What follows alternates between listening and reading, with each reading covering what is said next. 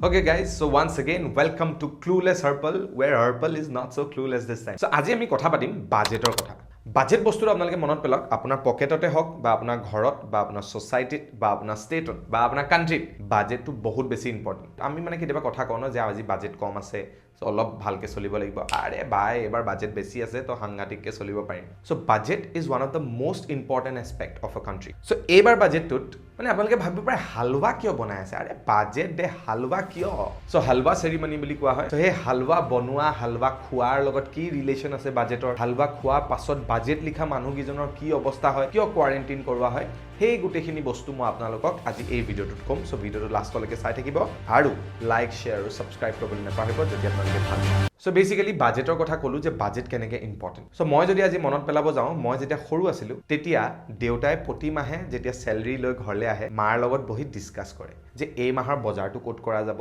এইখন গেলামালৰ পৰা এইকিটা বস্তু আনি পেনি কিমান দিন আমি চলিব লাগিব সো ঠিক তেনেদৰে ডেমক্ৰেসিটো এখন গভৰ্ণমেণ্টে নিজৰ বাজেট দিয়ে আৰু সেই বাজেটখিনি ৰিভাইজ হৈ থাকে সো এবাৰ 2023 1st ফেব্ৰুৱাৰীত বিজেপি গভৰ্ণমেণ্টৰ ফুল ফ্লেজেড বাজেটখন আহিব নিৰ্মলা সীতাৰামনে যিখন আমাৰ আগত প্ৰেজেন্ট কৰিব সো সেই বাজেটখন হোৱাৰ আগতে কিন্তু দুটামান ইন্টাৰেষ্টিং ফেক্ট এটা হৈছে হালৱা চেৰিমনি কি হয় বাজেট আৰম্ভ হোৱাৰ আগতে সদায় ৰাষ্ট্ৰপতি ভৱনত নৰ্থ ব্লক আছে সাউথ ব্লক আছে সো নৰ্থ ব্লকত বেসিক্যালি কি হয় ফাইনেন্স ডিপাৰ্টমেণ্ট বহে এণ্ড সাউথ ব্লকত আমাৰ প্ৰধানমন্ত্ৰী থাকে সো নৰ্থ ব্লকৰ ফাইনেন্স ডিপাৰ্টমেণ্টত বাজেট আৰম্ভ হোৱাৰ আগতে হালৱা বনোৱা হয় হালৱাটো প্ৰথম কথা মিঠা দ্বিতীয় কথা হৈছে যে হালৱা ডিফাইনছ আ ৰিলিজিয়াছ সেন্টিমেন্ট অলসো আমি নৱৰাত্ৰিৰ সময়ত হালৱা খাওঁ আমি গুৰুদ্বাৰা য'ত সকলো ধৰ্মৰ মানুহ যায় তাত হালৱা খাওঁ এণ্ড অলসো হালৱা যিহেতু মিঠা হয় যিটো মই আপোনালোকক ক'লো সেইকাৰণে শুভ বুলি কয় যে শুভ কাম সে পহলে মিঠা হোনা চাহিয়ে তো শুভ কামৰ আগত বাজেটখন যেহেতু শুভ বুলি মনা হয় কাৰণ বাজেটখনে আমাৰ গোটেই দেশৰ অৰ্থনীতিটো ধৰি নাৰাখে তাৰ আগত হালৱা চেৰিমনি এটা কৰা হয় যদি বাজেটৰ বিষয়ে ক'বলৈ যাওঁ আমাৰ যিটো ফাইনেন্স মিনিষ্ট্ৰি আছে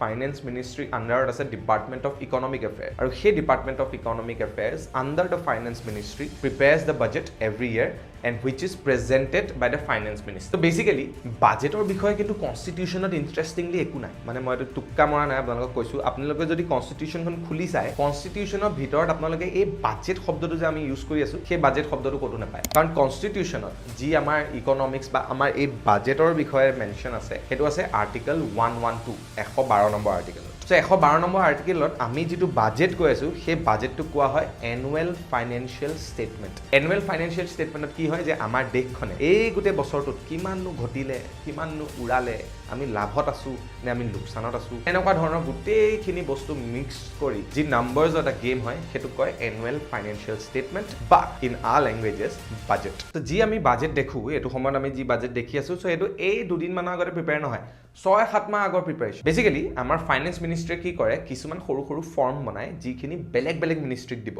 সেই ফৰ্ম বুলি যে ক'লো সেই ফৰ্মখিনিক নাম দিয়া হৈছে দ্য বাজেট সাৰ্কুলাৰ্ছ সো সেই বাজেট সাৰ্কুলাৰ্ছখিনি ফাইনেন্স মিনিষ্ট্ৰীয়ে উঠাই 6-5 মাহৰ আগতে বেলেগ মিনিষ্ট্ৰীক দিয়ে সো সেই মিনিষ্ট্ৰীখিনিয়ে নিজৰ ডিপাৰ্টমেণ্টছত সেই বাজেট সাৰ্কুলাৰটো সাৰ্কুলেট কৰি দিয়ে সেই বাজেট সাৰ্কুলাৰত বেসিক্যালি কি থাকে যে তহঁতি কিমান পইচা খৰচ কৰিলি তহঁতি কিমান পইচা ঘটিলি তহঁতক কি প্ৰবলেম হৈছিলে এই বাজেটখনৰ পৰা তহঁতি কিমান কি কৰিলি সেই গোটেই ইনফৰমেশ্যনখিনি সেই বাজেট সাৰ্কুলাৰখন যিখন ফাইনেন্স মিনিষ্ট্ৰীয়ে বিলালে তাত সোমাই থাকে সো সেই হিচাপত নতুন বাজেট যেতিয়া আহিব সেই নতুন বাজেটত সেই বেলেগ মিনিষ্ট্ৰীৰ গোটেই নাম্বাৰছখিনি এক্সামাইন আৰু এনালাইজ কৰি তেওঁলোকৰ কাৰণে ফাণ্ডছ এলোকেট কৰা হ'ব সো মই যে আপোনালোকক এতিয়া ক'লো যে ভিতৰৰ বেলেগ ডিপাৰ্টমেণ্টছক দিয়ে সো সেইখিনি অলপমান ইণ্টাৰনেল ডিছকাশ্যন বাট আমাৰ গভৰ্ণমেণ্টে অকল ইণ্টাৰনেল ডিছকাশ্যনত বিলিভ নকৰে তেওঁলোকে লিডাৰ্ছ আৰু ষ্টেক হোল্ডাৰ্ছ কিছুমানক লগ কৰি তেওঁলোকৰ পৰা ইনপুটছ লয় যে তহঁতক কেনেকুৱা বাজেট লাগে বা তহঁতি কি এক্সপেক্ট কৰিছ আমাৰ পৰা বা যোৱাবাৰ আমি যিখন বাজেট দিলোঁ তাৰ পৰা তহঁতক কিবা ডিফিকাল্টিজ হ'ল নেকি যদি ডিফিকাল্টিজ হ'ল কেনেকুৱা ধৰণৰ ডিফিকাল্টিজ হ'ল আমাক জনাচোন আমি যদি পাৰোঁ হেল্প কৰিম এইটো কেতিয়াবা অকমান কন্ট্ৰভাৰ্চিয়েলো হৈ যায় কাৰণ আজিকালি গম পায় সকলোৱে কৈ আছে যে আমাৰ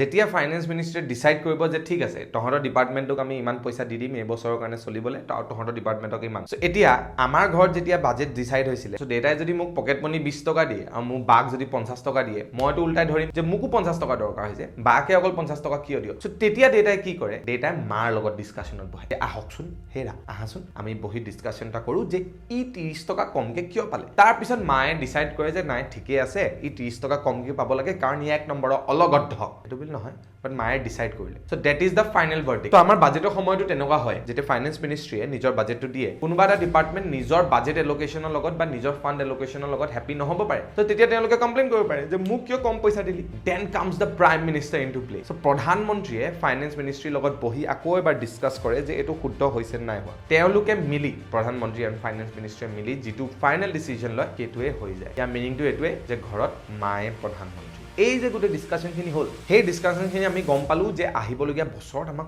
কোট কি খৰচ হ'ব পাৰে এতিয়াতো আমি অকল খৰচ কৰি থাকিলে নহব আমিতো পইচা ঘটিব লাগিব তেতিয়া আমাৰ আহে ৰেভিনিউ সো আমাৰ ফাইনেন্স মিনিষ্ট্ৰীয়ে এছ'চিয়েশ্যনত আহে দুখন বৰ্ডৰ মানে ব্লেক বৰ্ড নহয় এখন বৰ্ড হৈছে central board of direct taxes আৰু এখন বৰ্ড হৈছে central board of customs and excise বা এক্সাইজ এণ্ড কাষ্টমছ সেই দুখন বৰ্ডে এখন ৰিপৰ্ট প্ৰিপেয়াৰ কৰে আৰু সেই ৰিপৰ্টখন হৈছে কি এষ্টিমেটেড ৰেভিনিউ যে আমি ভাৰতবৰ্ষৰ অকল পইচা খৰচ নকৰো আমি ঘটিমো সো সেই এষ্টিমেটেড ৰেভিনিউ ৰিপৰ্ট আৰু হেপিনে এক্সপেণ্ডিচাৰ ৰিপৰ্ট দুইখন যেতিয়া খাপ খুৱাই সংমিলন কৰা হয় তেতিয়া আমাৰ ফাইনেল ইউনিয়ন বাজেট প্ৰিপেয়াৰ হয় যি 1 ফেব্ৰুৱাৰীত আপোনালোকে গম পাব এতিয়া মই আপোনালোকক ষ্টাৰ্টিঙতে কৈছিলো সুজি মানে হালৱা কথা যে এটা হালৱা সেৰিমনি হয় সেই হালৱা সেৰিমনিটো কি হয় সো হালৱা সেৰিমনিটো বেসিক্যালি গুড লাকৰ কাৰণে বা গুড ভাইবছৰ কাৰণে কিবা এটা ষ্টাৰ্ট কৰা হয় but halwa ceremony also has its own importance যেতিয়াই হালৱা সেৰিমনি কৰা হয় মানে যেতিয়াই হালৱাটো উঠাই আমাৰ মানুহগিটা খুৱা হয় তেতিয়াই ষ্টাৰ্ট হয় লক ইন পিৰিয়ড মানে লকডাউন আমি শুনিছো লক ইন পিৰিয়ড কি যে সক আমি যদি ডিপাৰ্টমেন্টত আছো আমি এতিয়া ফাইনেল প্ৰিন্টিংলৈ যাব লাগিব মানে আগতেটো বাজেটখন প্ৰিন্ট হৈছিল তো যেতিয়া আগতে প্ৰিন্ট হৈছিল তেতিয়া হালৱা সেৰিমনি হোৱা লগে লগে কি হয় যি সকল মানুহে বাজেট প্ৰিপাৰেচনত লাগি আছে ফাইনেন্স মিনিষ্ট্ৰী সেই মানুহখিনিক কোৱাৰেণ্টাইন কৰি দিয়া হয় তাহাঁতৰ ওচৰত ফোন নাথাকে তাহাঁতৰ ওচৰত বাহিৰৰ এক্সেছ নাথাকে বেলেগ মানুহে তেওঁলোকক লক কৰিব নোৱাৰে বিকজ মই কৈছো ন কিয় এতিয়া মই যেতিয়া 20 টকা পালো আৰু বায়ে যেতিয়া 50 টকা পালে মই যদি আগতে গম পালোহেঁতেন যে পাপাই দৰমহা পোৱাৰ পিছত বাক 50 টকা দিব আৰু মোক 20 টকা দিব মইতো 30 টকাটো মনে মনে গৈ আগতে চুৰ কৰি ললোহেঁতেন মানে মোৰটো চুৰ বুদ্ধি ন আপোনাৰ নাথাকিব পাৰে মোৰটো আছে তো সেই কাৰণে ইট ইজ ইম্পৰ্টেন্ট মোৰ দেউতাৰ কাৰণে যে তেওঁ এই বস্তুটো লুকুৱাই থক যে মোৰ দৰমহাৰ 50 টকা মই এক দিম আৰু 20 টকা মই ইয়াক দিম কাৰণ দেউতাই যদি আগতে কৰি দিলেহেঁতেন মইতো চুৰ কৰিলোহেঁতেন ঠিক তেনেদৰে এনেকুৱাই হয় লক ইন পিৰিয়ডটো লক ইন পিৰিয়ডত যেতিয়া ফাইনেল বাজেট প্ৰিপেয়াৰ হৈ থাকে তেতিয়া সকলো মানুহক কোৱাৰেণ্টাইন কৰা হয় all the people involved in the budget making process আগতে যেতিয়া বাজেটখন প্ৰিন্ট হৈছিলে তেতিয়াতো বহুত দীঘলীয়া প্ৰচেছ আছিল এতিয়া ভাবি লওক এট এৰাউণ্ড 10 to 15 ডেজ তেওঁলোকক কোৱাৰেণ্টাইন কৰি থোৱা হয় মানে কোভিডতহে আমি কোৱাৰেণ্টাইন হৈছো ফাইনেন্স ডিপাৰ্টমেণ্টৰ মানুহ আগৰ পৰাই কোৱাৰেণ্টাইন হৈ থাকে প্ৰতি বছৰে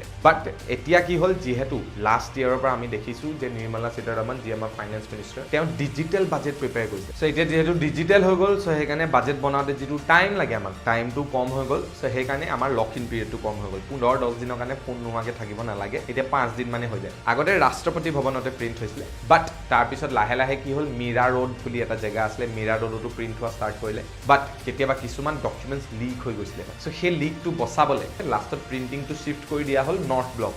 ব্লক অফ দ্য ৰাষ্ট্ৰপতি Bhavan but now to everything is digital so আগতে যেতিয়া পাৰ্লিয়ামেণ্টলৈ মানে বাজেটখন পঢ়িবলৈ আহে আমাৰ ফাইনেন্স মিনিষ্টাৰ তেতিয়া ব্ৰিফ কেছত আহে কিন্তু নিৰ্মলা সীতাৰমণে এটা চেঞ্জ কৰিছিলে তেওঁ কি কৰিছিলে তেওঁ ব্ৰিফ কেছত অনা নাছিলে আগৰ এখন ৰঙা কাপোৰে ডকুমেণ্টছখিনি বান্ধি আনিছিলে তো তেতিয়া মানুহে মানে সুধিছিলে যে এইটো কেলে ৰঙা কাপোৰে কেলে বান্ধি আনিছে ব্ৰিফ কেছ কিয় অনা নাই বেছিকেলি আমি ৰিলিজিয়াছ টেক্সট যেনেকৈ আমাৰ ভাগৱতখন হৈ গ'ল বা প্ৰাৰ্থনা কৰা কিতাপখন হৈ গ'ল আমি ৰঙা কাপোৰ এখনে মেৰিয়াই নথওঁ জানো তেনেকৈ বাজেটৰ ডকুমেণ্টছখিনি ৰঙা কাপোৰে মেৰিয়াই আনিছিলে সো বেছিকেলি দেৰ is a lot of emotion, lot of facts and lot of responsibility which lies in the budget but endot কিন্তু এইটো মনত ৰখা উচিত যে এইবাৰ 1 ফেব্ৰুৱাৰীত যি বাজেট আহিব it is one of the most important কাৰণ বিজেপি লেড গভৰ্ণমেণ্টৰ এখন লাষ্ট ফুল ফ্লেজেড বাজেট হয় বিফৰ দি ইলেকশ্যন তো এই বাজেটখনে মোৰ মতে এইটো মনতো ৰাখিব যে 2023 বহুতখিনি ষ্টেট ইলেকশ্যনছ আহি আছে আৰু বহুতখিনি ষ্টেট ইলেকশ্যনছ আহিছে মানে কি তেওঁলোকে ইলেকশ্যনছখিনি জিকিব লাগিব আৰু ইলেকশ্যনছ জিকাব কোনে আপুনি আমি মানে ভোটাৰ্ছ সো এই বাজেটখন বহুতে এক্সপেক্ট কৰিছে যে ভোটাৰ ফ্ৰেণ্ডলি অলপ হ'ব নেকি মানে ভোটাৰ ফ্ৰেণ্ডলি আই কেচিং কিবা হ'ব নেকি বা মিডল ক্লাছৰ মানুহৰ কাৰণে বেছি হ'ব নেকি কাৰণ